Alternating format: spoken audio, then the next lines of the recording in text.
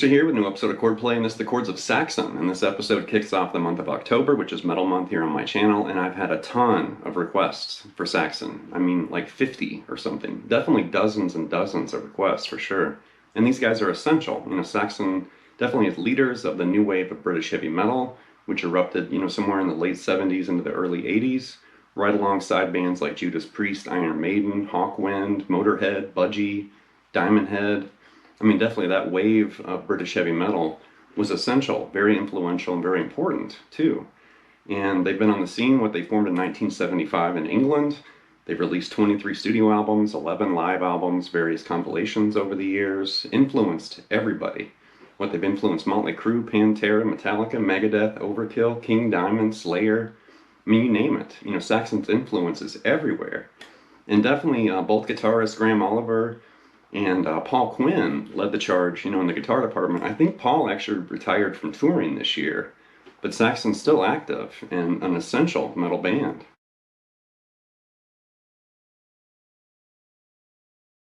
So with a band like Saxon, they've been on the scene since 1975. They've toured the world multiple times over, influenced everybody, released, tons of music.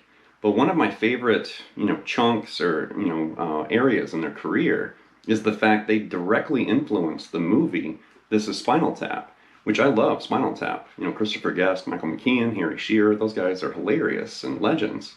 And I know Harry Shearer actually toured with Saxon. I don't think he was actually playing bass though. I think he was just observing and taking notes and working on Spinal Tap. And he actually toured with the group for a while. But I always thought that was interesting that, yeah, Spinal Tap was influenced by a lot of different metal bands, but there's a big thread of Saxon hiding in that movie.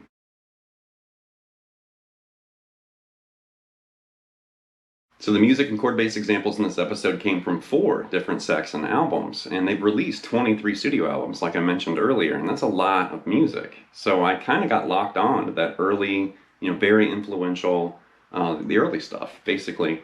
And their first album came out in 1979, the self-titled Saxon album. That's a great album. But when you listen to it and then you compare it to what came right after that, it's different. The 79 album kind of has more of a 70s kind of vibe. There's definitely some great, soloing and guitar work, but stylistically it's a little different than where Saxon ended up, just a few years later. They released 2 albums, in 1980, one album in 81. I think they released another one in 83, another one in 84, 86, and so on. But we're going to basically lock on to 4 of my favorite Saxon albums. So anyway, here we go. With the opening, that's the song Wheels of Steel, the title track from the album by the same name from 1980. And while this might sound more like hard rock compared to metal, I mean, depending on who you are and what you consider metal, it is kind of right on that fence. But there's no question, there's so much attitude and the tone and everything. When I hear the song, I just turn it up and I start, just getting into it. It's almost like when I hear AC/DC, it's that primal kind of energy. Something like this.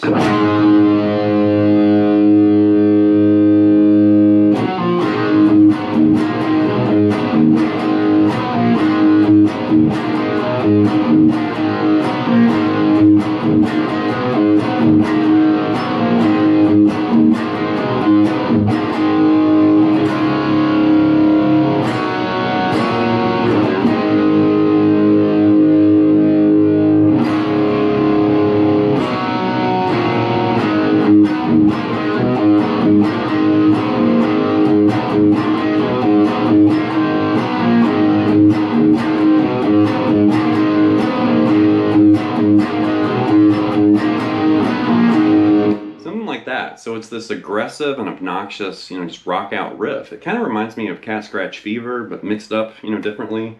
And it just starts with that ringing A power chord in the beginning. And right off the bat, when you hear that chord, it's like, oh, and you hear that tone, it's a little out of tune. It's actually lower. We're tuned down a half step right here. They're actually somewhere between a half step and a whole step. So they're a little bit out of tune, which gives it this even nastier, kind of flavor. That open A. And then think of Cat Scratch Fever, but do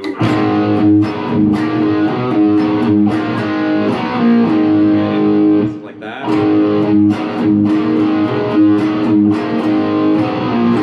But I like sliding it and kind of using my third finger instead of using the pinky there. It just feels right for some reason. I'm not really sure how they played that, specifically, but that seems right for Saxon for some reason, just dragging that third finger there. And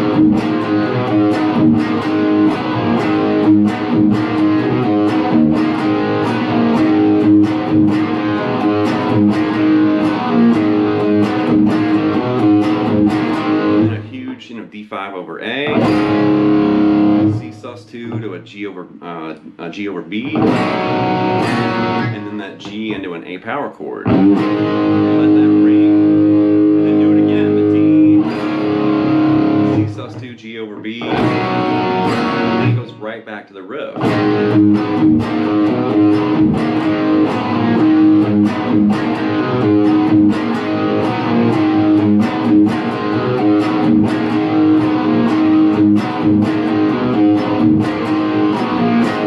A song about a 68 Chevy. That song kicks ass. Next up's the song Strong Arm of the Law, the title track from the album by the same name, the other Saxon album from 1980, and it's something like this.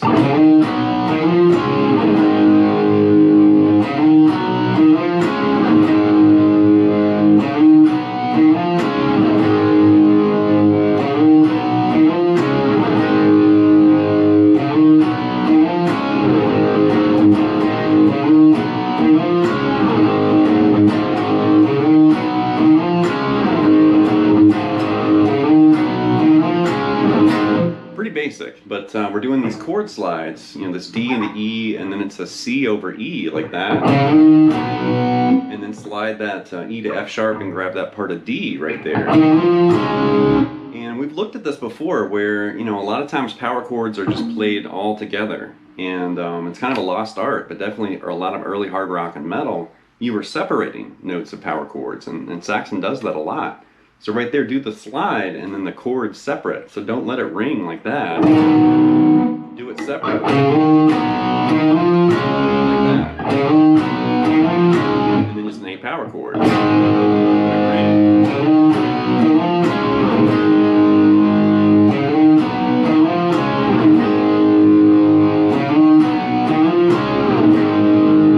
A few times, I think it's 4 times, and then you're going to start putting this little boogie blues kind of riff in there.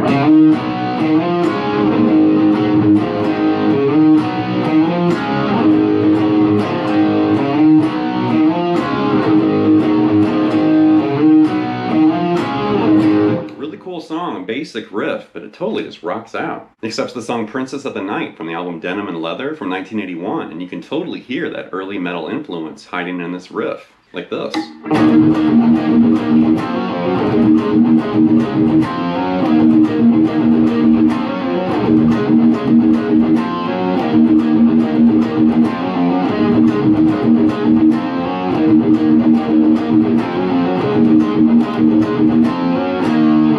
it's this frantic, power chord riff, and it starts with that E power chord, and then you're pummeling that low E string. And I was using alternate picking there instead of all downstrokes. I mean, this isn't Metallica, and that's not James Hetfield, so I'm not really sure if they're doing downstrokes or alternate, but it felt, a little more natural using alternate instead of all downstrokes, like this. You're going to do that little chord slide, you're going to F sharp the G there, and then do D right there, like that.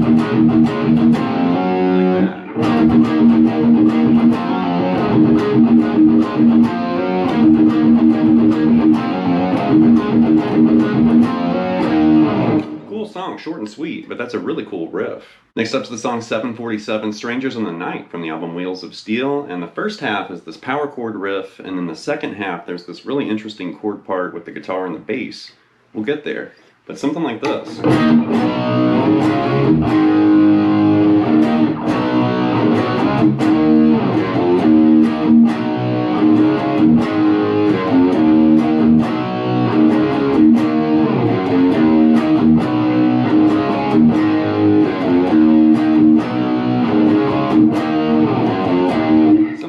So it's pretty basic. It actually starts with the guitar solo, and then the solo stops, and then you hear that riff kind of reinstated right there. But like this.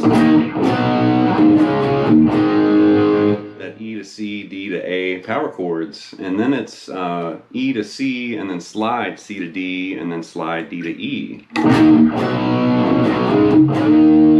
then G, F sharp to low E open. And then repeat that rhythm riff and start putting that G, F sharp, low E, single note riff with it, like this.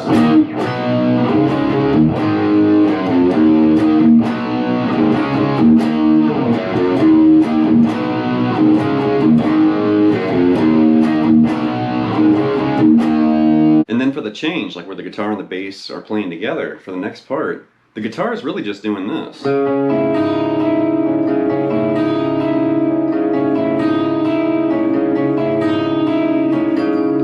D minor 9 right there. Just think D minor, and then that high E open is your 9th. And the guitar just keeps doing that. But then what you hear is the bass is kind of dictating what's going on with the chord progression, because you're doing this.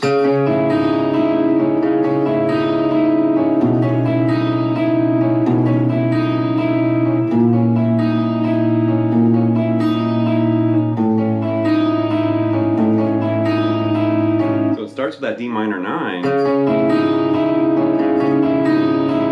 and then you hear a C in the bass, and the top part of the chord's the same. So that's like a C, C add 9, add 11 right there, implied. And then that C note's going to change to a B, and that's an implied B diminished add 11. The B to B flat, and now it's a B flat add sharp 11. That's a really cool little chord section compared to that power chord riff that started it, and then you get into these really dreamy chords like that.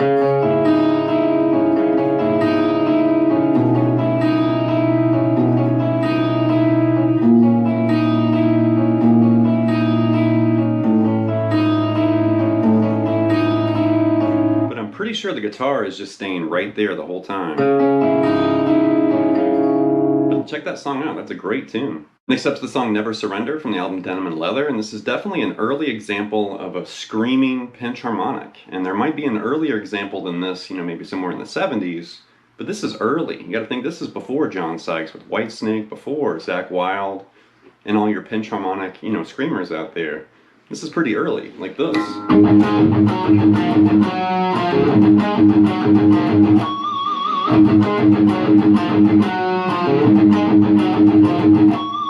That's right there on that G note. So it's bouncing off that open A, and it's single notes as far as this first guitar part, and then a chord part comes in for a second guitar. But right there, the first guitar is doing that A, G, F sharp, G, F sharp to D, bouncing off that open A. And the second time, and right there is where you want to grab that G with the pinch harmonic.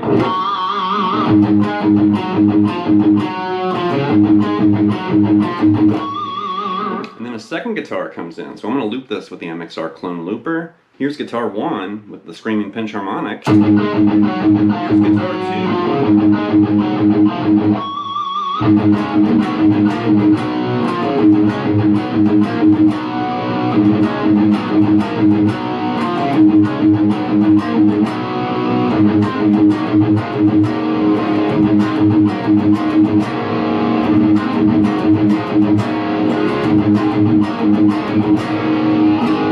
Something like like that. So that second guitar part came in and it's all double stop chords off that A. Like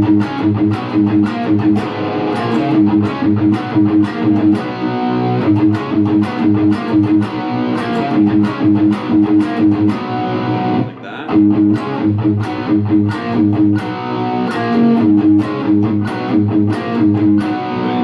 And then eventually, after it repeats that a couple times, then they start moving to triads right there. And this totally reminds me of Crazy Train, but like this.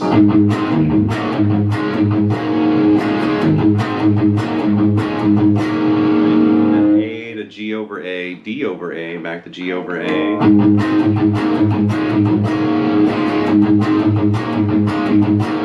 It's really cool the way those guitar parts come together like that.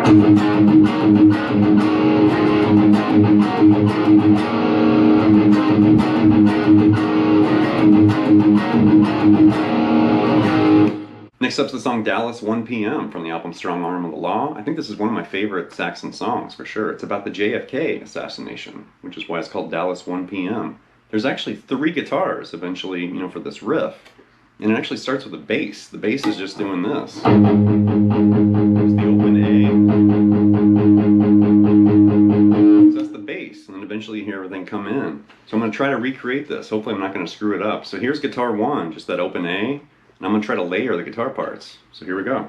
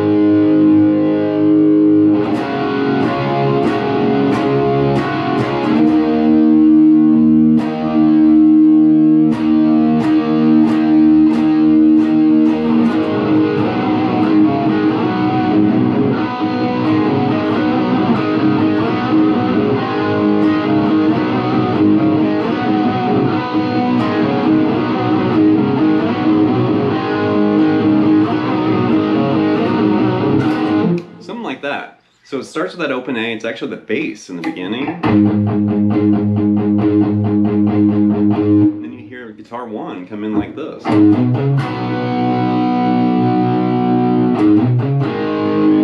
that open A, C to D, and then that partial C right there, which is against A. You could think of that as part of A minor 7 right there, like this. But don't let that open A ring, let the bass play that open A. Just play that part of that chord, and then do it again, and then do an A power chord, like that.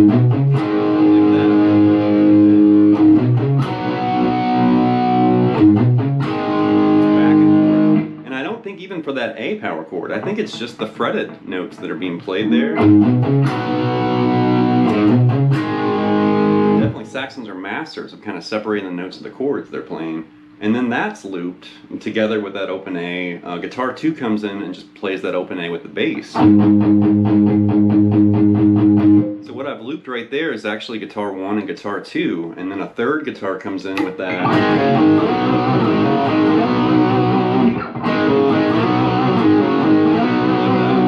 And that's really just kind of, it's like, kind of reminds me of Suicide Solution a little bit, but that.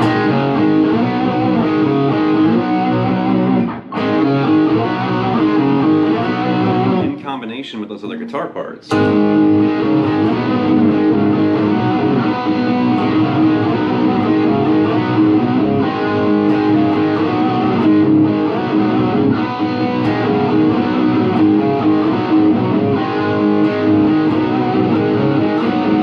And then sus chords. There's a D sus4 to D major like this.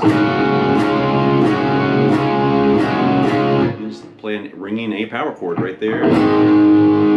Do the D, know, the sus4 to D major again. And you start hitting this E power chord.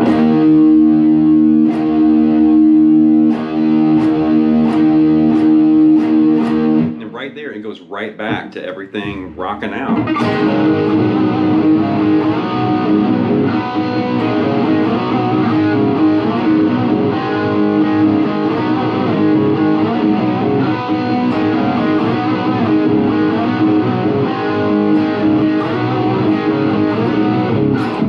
Really cool song, and I love those riffs kind of working against each other. So cool. Last but not least is the song Crusader from the album by the same name from 1984, and this is actually in standard tuning. So everything we had before this was tuned down a half step. This is in standard, and it starts with this clean kind of finger-picked, chord part, and then a very familiar sounding, just kind of aggressive rock riff. And I'm hearing traces of, definitely a metal influence. But I'm also hearing like a hair metal influence, because you can hear Dokken and Rat and some groups like that hiding in this song. Something like this.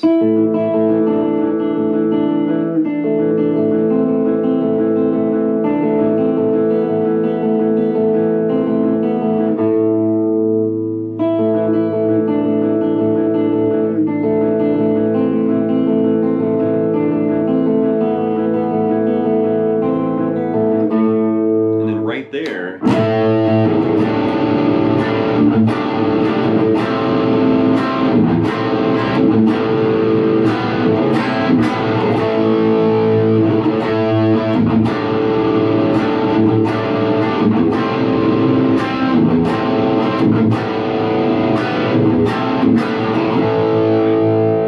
So keep in mind, once again, we're in standard tuning now, and I was kind of hybrid picking through that intro part. Just finger pick it, or you could pick it too, but it doesn't sound right with the pick. I think it might be finger picked or hybrid pick like that. That clean hybrid picked or finger picked part, it basically starts with an A5 right here, and you're doing this backward kind of arpeggiated movement. It's twice on that A5 and then 3 times on A sus4 right there. So move that E to D. And then it's A sus4 to A minor, and continue that same pattern. Twice on A sus4, 3 times on A minor, and that backwards, kind of movement. And then it's A sus4, A minor, A sus2. And then A minor, A sus2 to an A octave. Repeat it again.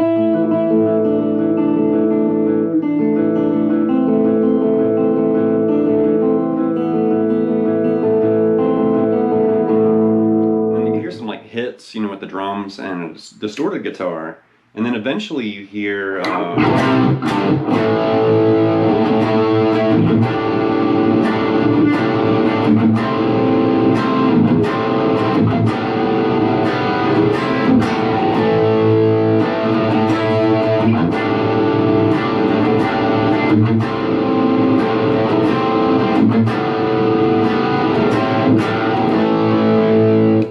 C, G to A power chords, before that change.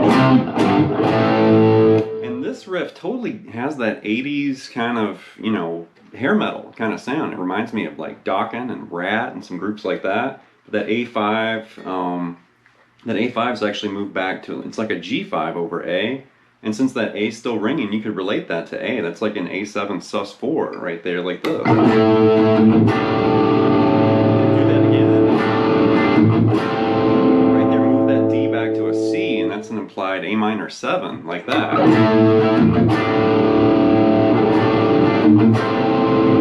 And the A minor 7, move that C back to a B, and that's an A7 sus2 now.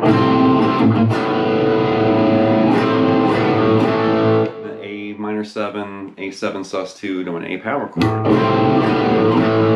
it again.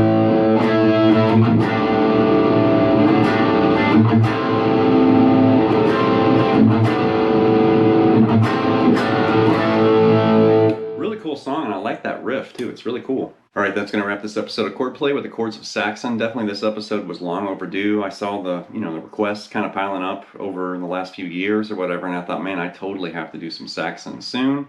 And then I just saved it for Metal Month here. And I do have some surprises planned for this month. I am going to, basically kind of focus on some requests that I've had. We're definitely going to hit some requests. I've noticed, a lot of requests for certain bands and certain players. But then I'm going to throw out a few things that I want to do as well. And then just kind of, wherever my inspiration and my mind kind of takes me as the month unfolds. But this is one of my favorite times of year. I love Halloween. I love October. I love horror movies, and I love reading horror, Stephen King and, H.P. Lovecraft and people like that. Definitely a big horror nerd, or whatever you want to call me. And obviously I'm a big guitar and music nerd. So you put those two things together, and then I just turn into like a teenager or whatever, where it's like, yeah, let's eat candy and listen to metal and then watch horror and just be a complete nerd this time of year, which it's spooky season, so that's kind of allowed. So anyway, leave some feedback and comments. Please subscribe to my lessons, and I'll be back before you know with more content and material. Thank you.